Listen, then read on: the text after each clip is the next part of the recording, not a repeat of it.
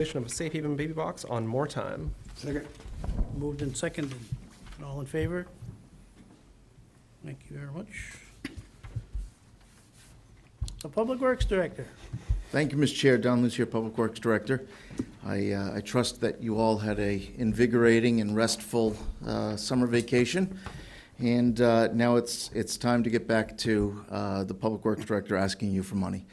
So the first item tonight that I have for you is a professional services agreement. This is for the preliminary and final design phase of the Lower Winchester Street reconstruction. You may recall a few months ago now, we brought in a engineering study report with a recommended proposed action, and the council ended up approving that proposed action for the corridor. This project will extend from Route 101 to the Swansea Town Line, and as part of the project, we're cooperating with the town of Swansea, so the project actually goes down to Market Basket, and with Swansea, of course, paying for the portion of the work that's in their town. So this project, this request is to negotiate and execute the engineering contract. The first contract that we did with CHA was just for the engineering study phase. Once the scope of work that we're going to be designing is better understood, then they can scope out the amount of effort that it's going to take to do the detailed design. And that's where we're at now. So we have negotiated with them, and we're requesting to execute that contract at this time. I should note, our costs, our share of that project, that total cost, this project being funded with federal funds, 80/20, our cost of that is $274,000, and a small percentage, I think it's 3% of the total design fee, will be borne by the town of Swansea, and that was based on the proportion of the estimated construction costs in the city versus the portion that's in the town of Swansea. So it's a small amount of that 274 will actually be reimbursed by the town. Questions up here? Members of the public? Your turn. Gave me a long one. Move to recommend that the city manager be authorized to do all things necessary to negotiate and execute a professional services agreement with McFarland Johnson, Inc. for an amount not to exceed $1,371,000 for the preliminary and final design phase of the Lower Winchester Street reconstruction project. The funding source will be split between the general fund, water fund, and sewer fund through the following accounts: 75J0026B, 34JI016B, and 32JI010B. Second. Moved and seconded. Any further discussion? All in favor? Anyone opposed? Unanimous. Thank you, Mr. Chair. The next item is a much smaller contract, but actually a little bit more complicated of a story. So the New Hampshire DOT has in their CIP, their 10-year plan, to reconstruct Route 101 from about Optical Ave, a little east of Optical Ave, out to Branch Road. If you're not familiar with Branch Road, that's the road on the left just before you hit the Marlboro Town Line. So they're going to be reconstructing that. As part of that, they'll be widening it, adding some shoulders to the roadway where they can. They're looking, as part of that, to reconfigure the Swansea Factory Road intersection. That's been a source of a lot of crashes over the years. So they're doing safety improvements there by either reconfiguring it or potentially relocating that intersection. And we will be bringing an update to the City Council through the MSFI. I don't think it'll be in September, but probably in October. But DOT's kind of driving the schedule on that one, so we're waiting to hear when they want to go. As part of that work, it makes an awful lot of sense for the city to do its infrastructure at the same time. Luckily, the sewer in that area is relatively new. It was installed in the mid-'80s when that's actually what we refer to as the Marlboro Interceptor. So it accepts the waste from the town of Marlboro, portion of the town of Marlboro, and conveys it down to the pump station at Martell Court. So that sewer line is actually in fine shape. It doesn't need to be improved. The water main, however, is quite old, and we do recommend that we replace it at this time. So we did include this project in the CIP process, so the funds are available. Right now, we have about $160,000 in FY25 to pay for the design phase of the project. So we're dipping into a portion of that money that was already appropriated. Ordinarily, we would go through a selection process for a project like this, where we would advertise an RFP and we would get competitive proposals, and then we would interview consultants and pick one that way. We're recommending that this be awarded as a sole source contract to CHA. CHA went through that competitive bidding process, but for DOT. DOT selected them to design their project, and it's really much more efficient and cost-effective if the same engineer is designing the water main work is already designing the drainage and the roadway work. So I think it really makes a lot of sense in this case to award it as a sole source. That said, this is the first of what we expect to be 2 contracts. This is only the preliminary engineering phase. There's still quite a bit of discussion and question about the scope of the final project, mostly for the DOT side. Our scope is pretty well defined, but DOT is still weighing alternatives in terms of how they're going to reconstruct the intersection at Swansea Factory Road, what they're going to do with the bridge over the Branch River, 101 over the Branch River. They don't know yet if they're going to try to rehab it or replace it. So because their scope is not yet well defined, CHA isn't really comfortable telling us how much it's going to cost to design the water main work. Right now, they don't know if they're going to be designing water main in place on Swansea Factory Road or if it's going to be in a completely different location. So we do expect to come back in late 2025 for a design contract for the final design phase for this work. And I'd love to take your questions. Questions here? The water main, if going out of town, is on the right-hand side, if I recall. That's right. And does it go beyond Branch Road? It actually, it does. Well, it goes like just a little bit beyond Branch Road. On the right-hand side, after you pass Branch Road, there's like a little gravel driveway that goes up to the right. There's a gate there. The water main goes up there. That actually goes to a pump station that pumps it up to the top of the hill behind the county jail. That is like its own pressure zone specifically for the county jail, and there's like a transitional housing facility there. So that water tank just provides the water and the pressure for those 2 facilities. So it doesn't go far. It doesn't go to Marlboro, for example, but it just goes just beyond Branch Road. The section from Branch Road beyond is all new. That was installed as part of the jail. So actually, right now, our records show that when the jail tank was installed, they bored a new line under the Branch River. That's the line that we're going to be connecting into. So that pipe under the Branch River has already been replaced. We'll be connecting into that. So it'll be new infrastructure from the end of Marlboro Street right to the T at Branch Road. Thank you. Anything else up here? Members of the public?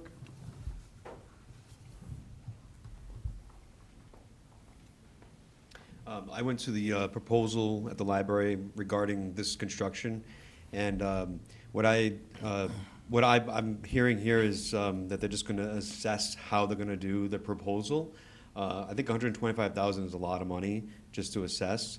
I'm not sure how many men are going to be on site checking it out. Is it, Mike? Do I have that correct? Is No, this sir. an assessment? No, sir. So you're gonna? There Well, hasn't been a we'll proposal accept yet. your comments, but we're Right, not I going to have a understand. debate. It just seemed that that's all I heard, is that there's gonna be assessment on the area. I mean, I have my own recommendations on how they should do it, so they don't take as many federal funds for bridges and that sort of thing. But it definitely needs to be done there, and the intersection that they currently have by the bridge is very dangerous. So having it further up the road on the gravel is highly recommended. Maybe I just saved you $125,000. Thank you. Motion. Move to recommend that the city manager be authorized to do all things necessary to negotiate and execute a professional service agreement with Clough Harbor and Associates for an amount not to exceed $60,000 for the preliminary design of water distribution system replacement on Route 101 in Swansea Factory Road. Second? Has been moved and seconded. Any further discussion up here? All in favor? No one's opposed, it's unanimous. Thank you, Mr. Chair. Thank you. Deputy City Manager.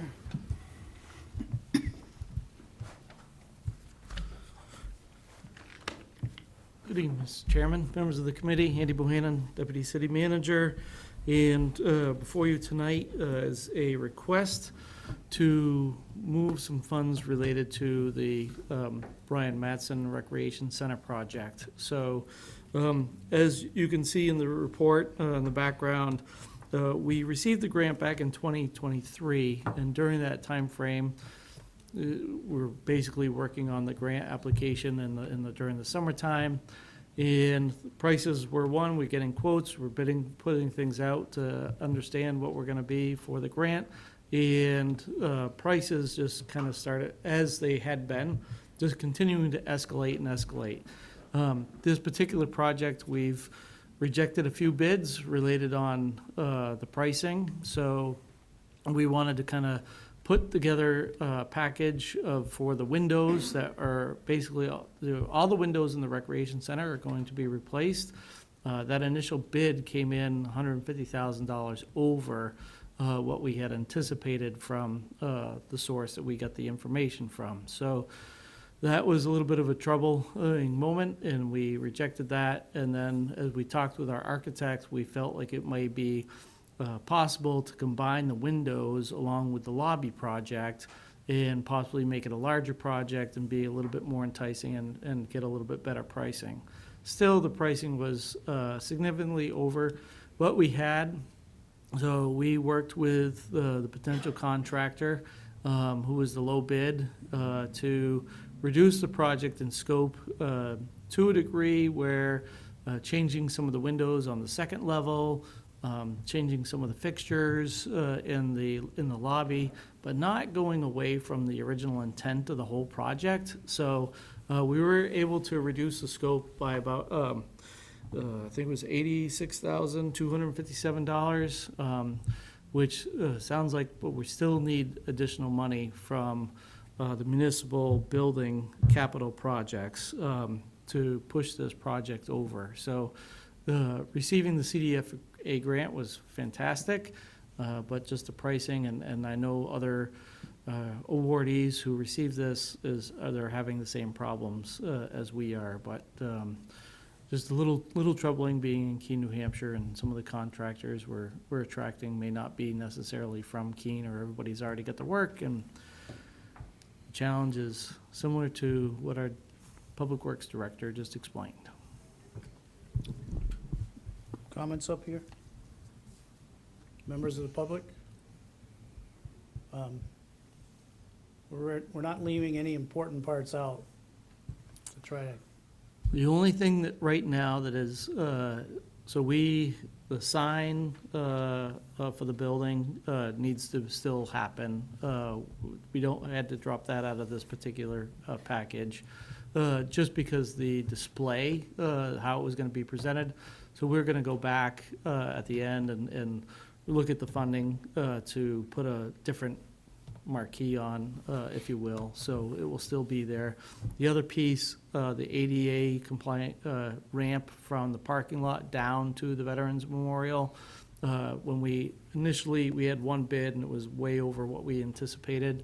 We're working with the Public Works Department to rethink how we designed that, and because we worked with our architect and a landscape architect, and so went back to the engineering. Working with Don Lucier and Lee Dexter, who I think has come up with a great solution for us. and we're gonna put that out to bid. We've found some additional funding within some of the projects, so we think we can get that accomplished. So, and that, unfortunately, we had wanted that to be done for Veterans Day, but now it's looking more towards Memorial Day, so that'll go out to bid this winter. Great, thank you. Anything else? Whose turn is it? Go ahead. I'm rather parched, so hopefully I can get through this. Move to recommend that the city council reallocate $174,334 from the municipal building capital maintenance projects 65J0002 to the Brian A. Mattson Recreation Center renovation project 65J0004. Second.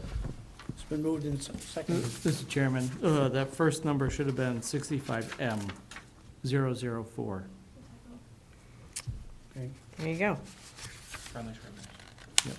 all right. No further discussion, all in favor? No one's opposed, unanimous. Thank you. Thank you.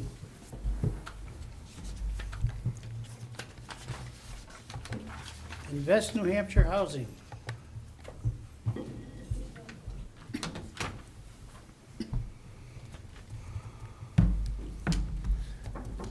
Good evening, Mr. Chair, members of the board. I apologize, I'm not Mary.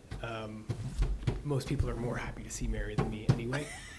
I'm here to discuss both these Invest NH proposals and sort of explain what we're looking for as well. The first item is an application, well, we're looking for a letter of support for, to seek a grant to study possible regulations of short-term rental housing in the city.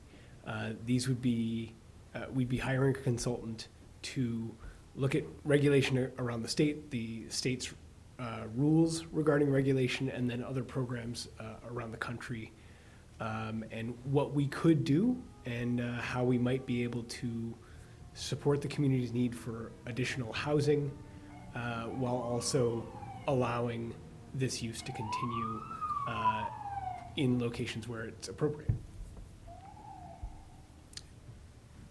Questions, comments from the committee?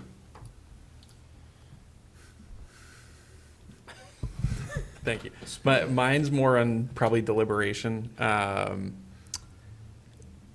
it is on questions and comments, so I'll hold and see if Okay. there's any public comment. From the public? All right. Go ahead and, yes, sir. Thank you, Mr. Chair. Maybe just a question, and this might be maybe even getting ahead a little bit of the other counselor, but Director, can you just remind me from the housing study, like roughly how many short-term rentals we have currently in the town, and maybe what that is like a percentage of the total available 49. housing? That's exactly where I'm at, yeah. So that number varies depending on the source of information. I believe the housing study said that there were 50 in the city. We've, in subsequent conversations with other sources, other vendors, it sounds like there are sometimes up to 100, and they fluctuate. There are people who put their houses up and then take them down. So right now, it is not a huge proportion of the city's housing stock. I think that this would be looking forward at a potential issue, and it wouldn't affect anybody else. So is it I think from our perspective, it's a potential issue that if we can get ahead of and understand how to write the regulations, it could be like some of the other, we did a parking study recently, an on-street parking study that resulted in the consultant saying, this is an issue you might have in the future. Here are some ideas for how to address that in the future. And we really find value in that, because that's something that we can then bring to council when they see an issue coming up, and we can say, look, we've already done a lot of work on this, and this is something that we can legally implement because as we've looked into it as staff, the state's regulations are complicated when it comes to short-term rental. Yes, thank you, Mr. Chair. You got ahead of me on my next question, which would be, is this trying to address a current issue? If it's not that many rentals, or is it a future one? And you answered that very well. The other question I would have is, if we did receive this grant, would this fully fund the consultant, or are we going to have to expend additional funds to do anything for this project? Our plan is to have fully funded. We do not plan to spend city funds. I guess I'll chime in now because it is kind of in the same vein. I'm lucky enough to get to vote on this one 3 times because it came before planning board, before it came here. For clarity, I do have a rental that I sometimes put on short-term rental, but is primarily on longer-term, 3-month minimum, which is not normally what people consider short-term. So I want that to be clear. But this grant could be applied to any number of different things. We chose short-term rental as the place to spend those funds. My challenge is I don't think that that's a great place to target, considering, to that point, the housing study that was just wrapped up last year showed ranging in the spring from like 40 to up to 54 in the winter. And to your point, there's definitely folks that come up and down on that. But even within those, our own survey showed 30% of them were private room rentals within somebody else's unit. So 60% of them were actually apartments. So that shrinks that number even more. And 40% of them were longer than 90 days, which is not what people are trying to regulate against. So it's like, it's a shrinking and shrinking pool of what is actually in play here. I just don't think it's a good use of funds. That's where my brain goes with it. I think there's other places that we could put this. I'd rather use all of it towards the second part of this. I don't think that's really an option the way this grant's structured, but it might be. But I'd rather apply for more funding in that housing opportunity space than spend money on this, because frankly there is recommendations in the housing study on how to do this, which is to put a rental registration in place, which I do think would be appropriate, of registering what apartments are out there, what short-term rentals are out there, so that we can keep track of them and make sure they're managed well and not violating any laws. So I don't know, that's where my brain is with this. Okay.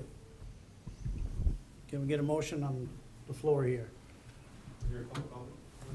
Sure.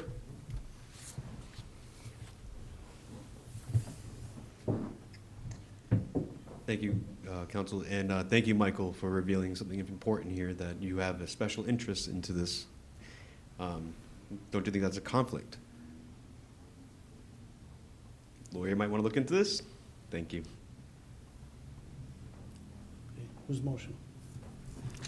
I believe it is mine. Move to recommend that City Council write a letter of support for an application to the Invest NH HOP grant program to hire a consultant to assist the city with developing regulations for short-term rental properties. Second. Okay, it's been moved and seconded. Further discussion here. Question maybe for the city attorney, actually, just should we be actually recommending that the mayor write a letter of support? It wouldn't be the city council that would actually be writing it. Am I correct in that? I think that'd be up to the grant. It's, Yeah. the grant does say city council or legislative body, I believe is what it says. Is it legislative body? I would Okay. want to do whatever the grant said, so, but you could designate somebody if you would rather it be that way, but yeah. Since you're piping up. We'll have it ready next Thursday. Yes. Thanks. When the city council has a letter written, isn't it normally the attorney's office that writes it for us? Well, it depends on what it is, but yes, somebody authors it more so than the council as a whole, and we get it to meet the standard of what it's looking for. And I think what we're seeing here is this is required to be from the city council, so let's get the action of the council going, and then we'll get it done. Mr. Mayor, welcome back. Are we still in the same time zone right now, or are we okay?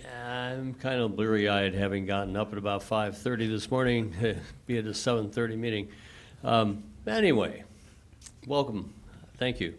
And I certainly can write on behalf of the city council, which took action on such and such a date, and do that letter, which I'm sure I'll find assistance from city staff to appropriately put the appropriate language together after the council, full council acts on the motion.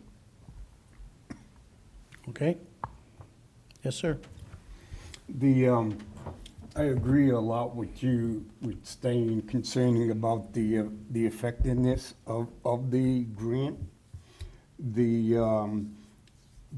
I'm going to support the motion, but it doesn't mean if we do get accepted, that if it's not going to come across as being effective, that I would support accepting it just to spend it. Anybody else? Thanks, sir. And to clarify, I'm going to vote in support of the grant. But if this came back asking for city funds to support this in some way or shape or form, that's where I'd have a problem, is spending more city money on something that we've already done. So, Okay. Rebecca Landry, Deputy City Manager. I just want to mention that for clarification, we're talking about a grant application, right? And also specifically in the grant documentation, it says, and I quote, "All applications must include a letter of support from the planning board and local governing body." And we've done that before, so I'm sure we can manage as long as we get the vote of the council. All right. All in favor? Anybody opposed? It's unanimous. We have a second one. Yeah, second one. Same situation. We're looking for a letter of support to study and develop a program around a new portion of the 79E tax abatement program. This is, we're calling them housing opportunity zones, and this would be focused on the downtown portion of the city, basically trying to identify opportunities where people could redevelop or expand housing opportunities in the downtown using this tax program. And we really think this is an interesting opportunity, something where it's yet another tool. We've done adding density. We've tried allowing residential development above commercial development in the commerce zone. We've tried the cottage court model. So basically putting as many tools out on the table for developers to use. And this is yet another way that developers could reduce the gap in funding that they have to develop housing. So we think it's an interesting idea, but it's again one of those, it's a tax program, and so not really where planners spend a lot of their brain power. So hiring a consultant would really give us the opportunity to better understand it and develop some materials for popularizing it with our community. Thank you. Questions, comments here? Yes, sir.